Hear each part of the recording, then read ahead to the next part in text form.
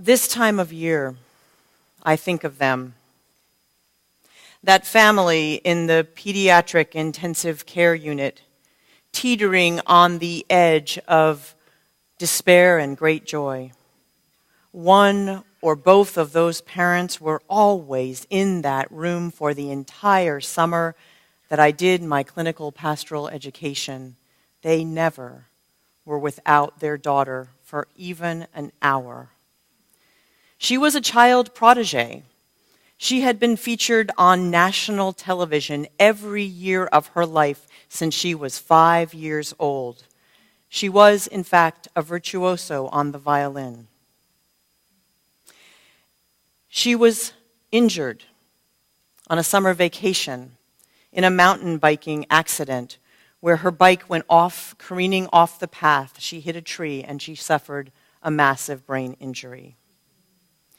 In the first weeks, the despair was that she would never play the violin again, something she had done, as I mentioned, on national television many times by her 12th year.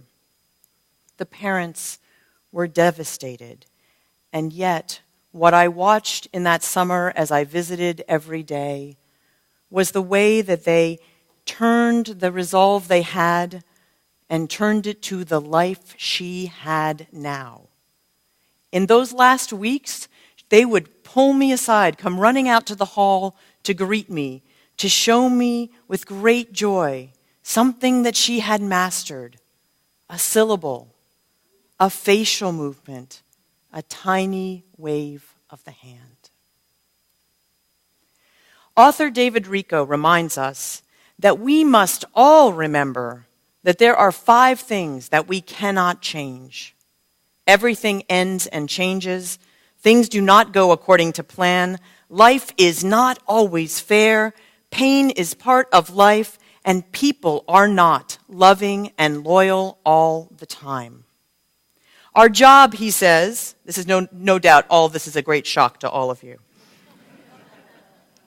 Our job, he says, is to figure out what new happiness we can find by embracing rather than rejecting these truths.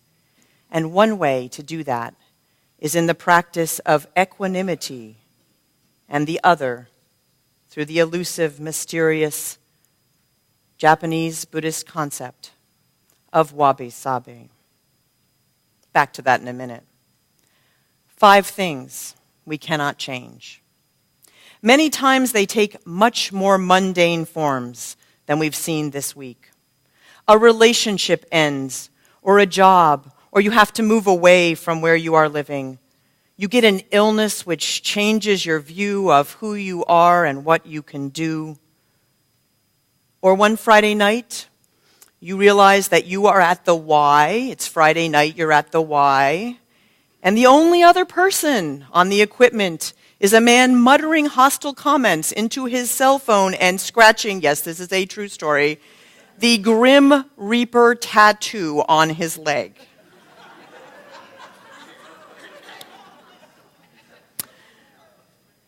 Sometimes it's more serious. Someone whose life was a part of yours needs to move on, or you have a fight with a dear friend and the relationship is forever changed, or you are treated with disdain or disrespect or bullied by someone you have done nothing personally to provoke. And on and on. This is the stuff of our life in big and little ways. In our religious tradition, we do not believe that bad things happen to us because it's the punishment of a wrathful deity who has an anger control problem. We focus more on the how. How do we survive when things are hard, when the things we most fear happen in our lives? Loss and death, injustice, and glimpses at the underside of what it means to be a human being. When life breaks you open, you can greet the break with hostility, defensiveness, anger, and rage, or you can set out step by step on another path, one that allows you to find a strength in you that you never knew you had before. when life breaks you open, something can happen.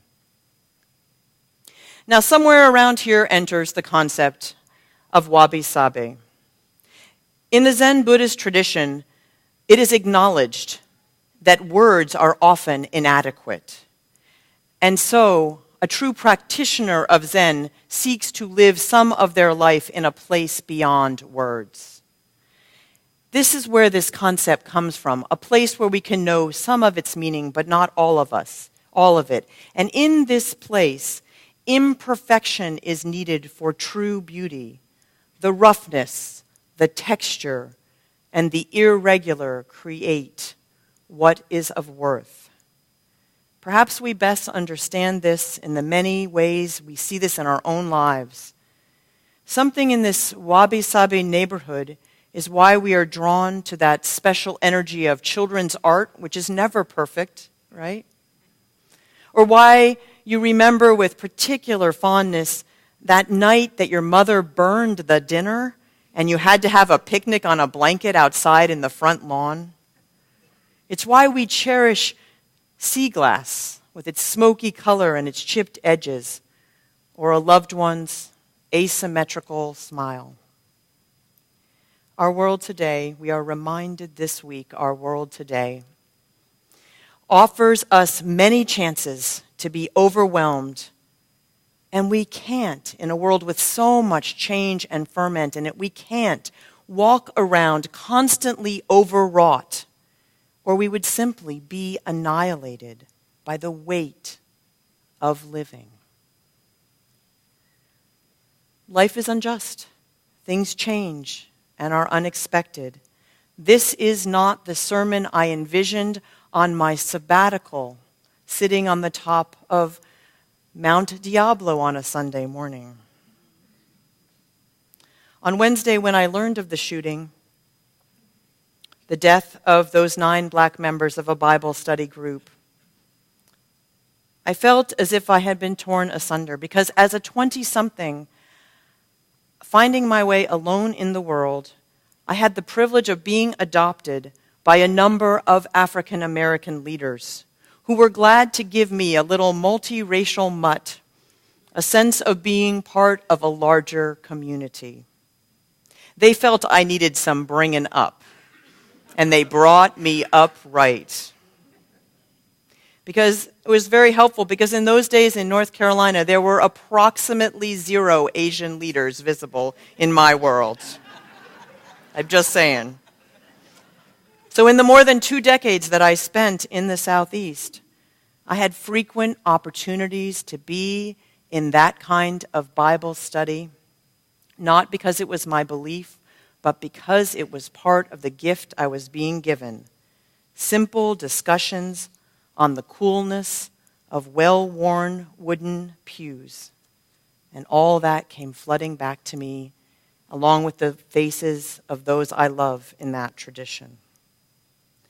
David Rico differentiates between anger and hate. Anger, he says, seeks to remove an injustice.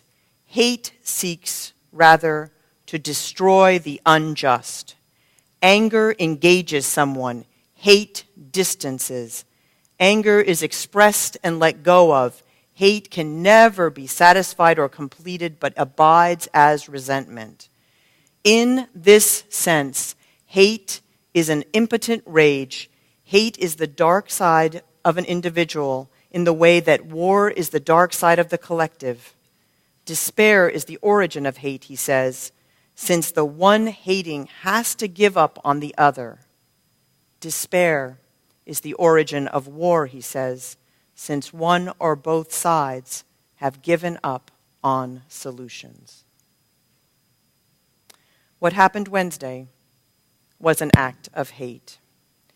What we need in response to this is a life full of faith-filled anger.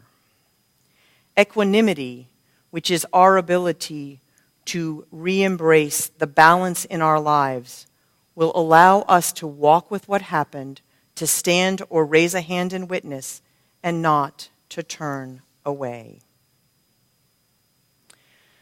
We lose people we love. Things happen that we don't want to happen, and this community this year has experienced this again and again. This is not the sermon I plan to preach. This week, we also lost a beloved member of this congregation and someone who was a large figure within the larger Japanese American community. I saw in the bulletin that you're going to talk about Wabi Sabi, she said to me last Sunday. She raised her eyebrows and gave me that look, which communicated that she thought I was both brave and stupid to attempt this. Molly said she looked forward to seeing what I did with it. Life doesn't always go according to plan. Equanimity tells us this. We accept loss. We learn to look and see what it might give us, not because it happens for a purpose, but because our only purpose is to take what we have and make something from it. Wabi Sabi says we celebrate relationships even if we never had that one final conversation, that one goodbye we thought we would have.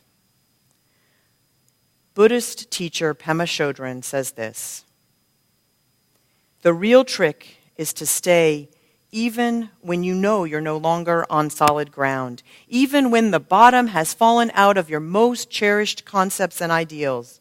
She calls this place, when we're in it, the squeeze, when we're caught between our upliftedness of our ideals and the rawness of what's happening in front of our eyes. And she goes on to say that while it can be very fruitful, it is an extremely painful place. Wabi Sabi is a concept used in artistic circles to talk about the way that a piece of art is made perfect by its imperfections. This space of holding the imperfections of our life invites us into that place of squeeze, and it may be just the thing we need to navigate in these hardest times with equanimity. Wabi Sabi has two paths. The narrow one points to the way that imperfection brings out beauty, as our arrangements this morning so beautifully show. But the wider boulevard, Toro Sora, an author who has written on this, says, the wider boulevard shows us how to live in this way. Two things, he says: eccentric living and compassionate humanism. And I thought, that's us, you use. Eccentric living, compassionate humanism. We know this. Life will break us open. And we will break our own hearts by our inevitable mistakes and shortcomings, some of which we will be hard-pressed to grace with a fancy name like Wabi Sabi. The way we will slip between what we believe and how we live our lives, the times we are not as kind or loving as we wish to be, the days when our own healing still has too much texture and not enough beauty, and still. Life will break us open. The world will break us open. When Elaine suggested the song, A Wonderful World, it was just perfect. I cannot ever hear that song without thinking of the circle where I first really listened to it. It was a circle of young leaders who had been struggling together in North Carolina over race and class and, yes, sexual orientation over 20 years ago. And this was a time when people thought it was foolish to try to talk about such things. We had had 2 years of very difficult discussion, and this was our last circle. And a young man who was then the head of the NAACP at 25, who had been very distant from us and very angry, brought us this song as his parting gift to us. And we sat, as we did today, with tears in our eyes, and we sang it together. It was large enough to hold all that we could not say, all the Wabi Sabi imperfect beauty. It was a place of equanimity, a place where we could rest for that moment until we met the next. So I want to close today with the truth of Louis Armstrong's words. I hear babies crying, and I watch them grow. They'll learn much more than I'll ever know. And I think to myself, what a wonderful world. Yes, I think to myself, what a wonderful world.